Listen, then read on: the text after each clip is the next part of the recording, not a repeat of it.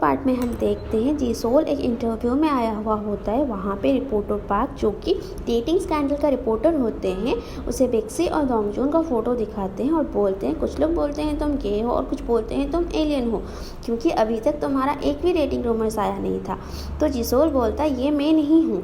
फिर next scene में हमें दिखाया जाता है बेक्सी रेडी होकर योंगजू को वीडियो कॉल पे अपनी ड्रेस दिखाती है। फिर वो दोंगजू से मिलने के लिए उसके थिएटर पे जाती है, जहाँ पे सब लोग उसे फेक बोलते हैं और वो देखती है वहाँ पे वो एक एक्स्ट्रा बन के एक्ट करता है, तो वो उसे वहाँ से बिना बताए ही चली जाती है।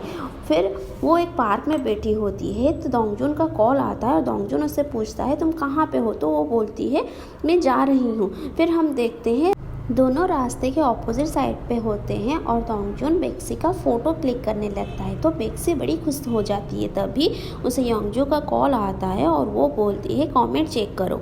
तो वो जब चेक करती है और देखती है सब लोग वहाँ पे उसके बारे में बहुत बुरा बात बोलते हैं और उसे वहाँ पे एक विलन की तरह पोर्ट्रेट किया हुआ है। और उसे याद आता है दोंगजू का फ्रेंड एक वेबटून आर्टिस्ट है और वो गुस्सा हो जाती है, उसे बुरा लगता है। ये सब दोंगजून दूर से खड़ा होकर देखता है, तो वो पास आकर इसके बारे में पूछता है।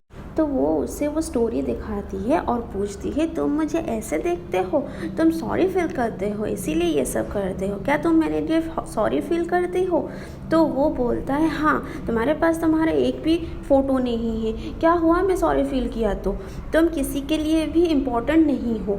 तो बेक्सी बोलती है मैं किसी के लिए कभी भी मेन कैरेक्टर नहीं हूँ, मैं एक ऑर्फन हूँ, मैं हमेशा बीमार रहता हूँ, मैं बस एक फ़ैन हूँ। मैं अपनी लाइफ को टीवी ड्रामा बनाना चाहता था, लेकिन तुम एक मजाक बना दिए। तुम होते कौन ऐसा करने वाले? तुम तो रियल जीसोल भी नहीं, बस एक फेक हो। तो दोंगजून सॉरी बोलता है, तो वो कॉन्ट्रैक्ट ख़त्म करके पैसा मिल जाएगा बोल के वहाँ से चली जाती है। दोंगजून गुस्से से घर जाता है और ग्यमसन से बोलता है वो वैसी लड़की नहीं है, तुम ऐसा क्यों किए? तो ग्यमसन बोलता है मैं बोला था मैं अलग बनाऊंगा, तुम खुद हाँ बोले थे। तो दोंगजून बोलता है सब खत्म हो गया तुम्हारी वजह से। तो ग्यमसन बोलता है क्या तुम्हें वेबटून की वजह से वो पैसा नहीं दिया? तुम्हें मना किया था वो पागल लड़की से मिलने के लिए। तो दोंगजून वहाँ से चला जाता है। वो देखता है बेक्सी उसे पैसे ट्रांसफ़र कर दी थी। फिर नेक्स्ट सीन में हम देखते हैं योंगजून बेक्सी के घर पर आया हुआ होता है। वहाँ पे बेक्सी बीमार पड़ी होती है, तो वो उसे लेके हॉस्पिटल जाता है। तभी दोंगजून का कॉल आता है, तो कोई रिसीव नहीं कर पाता है। फिर रात को दोंगजून अकेले बैठ के ड्रिंक कर रहा होता है, तो ग्यमसन वहाँ पे आता है और बोलता है मैं वेबटून को बंद कर दिया हूँ, तो मुझे हेट करना बंद करो। तो दोंगजून बोलता है झूठ, तुम्हें आगे का स्टोरी नहीं मिला इसीलिए तुमने बंद किए। तो वो बोलता है आधा झूठ, मैं फेमस होने के चक्कर में ये भूल गया कि तुम उस लड़की को प्यार करने लग गए। हम तीनों मिलते हैं तो मैं उसे एक्सप्लेन कर दूंगा इस सब के बारे में। तो दोंगजून बोलता है वो मुझे नहीं जीसोल को पसंद करता है। तो वो समझाता है कि तुम दोनों के बीच में एक बॉन्ड बन गया है। तो दोंगजून बोलता है वो उसे 10 साल से प्यार करता है, मैं तो अभी उससे मिला हूँ। फिर दोनों मिलकर ड्रिंक करते हैं। फिर आगे हम देखते हैं बेक्सी और योंगजू हॉस्पिटल में होते हैं। फिर योंगजू बोलती है डॉक्टर एडमिट होने के लिए बोल रहे हैं। तो बेक्सी बोलती है हाँ अभी सही टाइम है। और दोंगजून और उसके बीच में जो सब हुआ था और ऑर्फनेज में सब कैसे ट्रीट करते थे उसे वो सब बोलती है।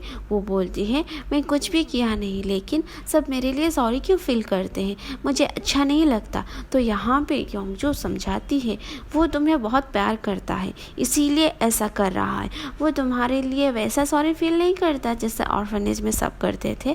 फिर नेक्स्ट सीन में हमें दिखाया जाता है जीसोल का मैनेजर उसको बोल रहा होता है कि वो बहुत कुछ ट्राई किया, लेकिन ये रूमर्स रुक ही नहीं रहा है।